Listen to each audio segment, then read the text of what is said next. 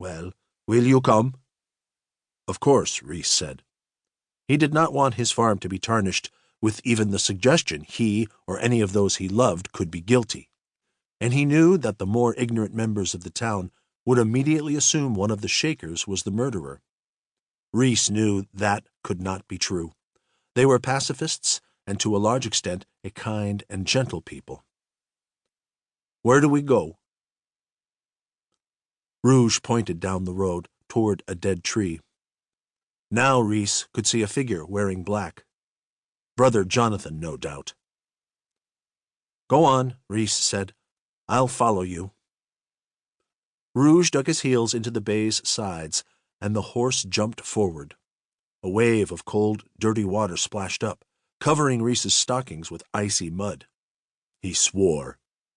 He had not adopted the new fashion of trousers, and his legs were already cold from the chilly fall air. Muttering under his breath, Rees slapped the reins down on Hannibal's back, and they slowly started forward. Brother Jonathan, warmly clad in a heavy coat, scarf, and hat, was pacing back and forth.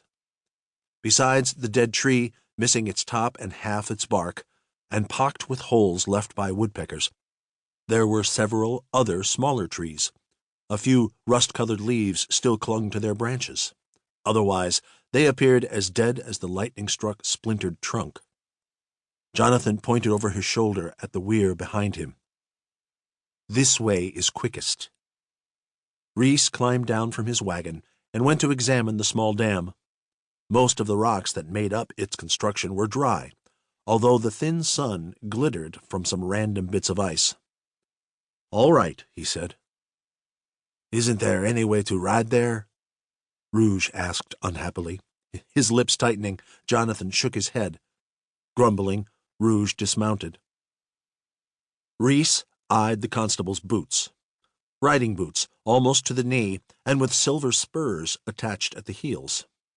They did not look appropriate for a hike across the late autumn countryside. As Jonathan turned and started walking, Rouge said, "Wait, wait." He detached the spurs and put them in the saddlebag. Then he tied his horse firmly to one of the trees and pronounced himself ready. Rees had crossed the weir a few times, always in the summer when the water was low. Then it had been enjoyable. Now, with the wind sweeping across the water, it was quite cold. Rees could hear Rouge swearing as his smooth leather soles slipped on the rocks. They reached the other side, and within a few steps crossed the narrow wooden bridge. The new stream ran along the edge of the fields. During dry times, the Shakers used it for irrigation. Now the three men entered forest. Fallen leaves formed a russet surface and crunched underfoot. Everything except the evergreens looked dead. "How did you happen to find the body?"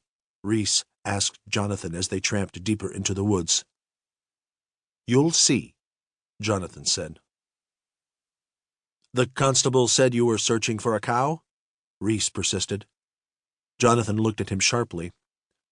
Rees hadn't meant to sound dubious. Although the Shakers were so careful with their livestock, the loss of a cow did seem a little unbelievable.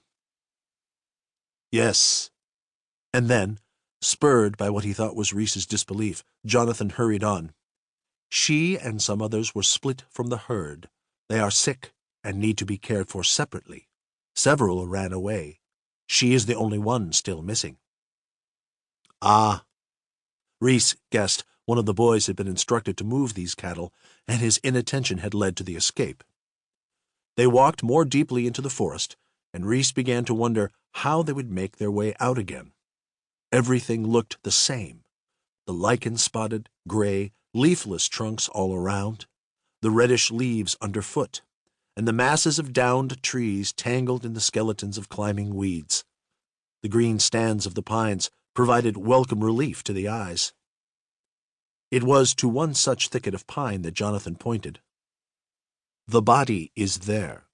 When you circle to the other side, you will see—" His voice trailed away. Rees exchanged a glance with Rouge, and they increased their pace. And, just as Jonathan had promised, as they neared the firs, Rees spotted something yellow in the ground ahead.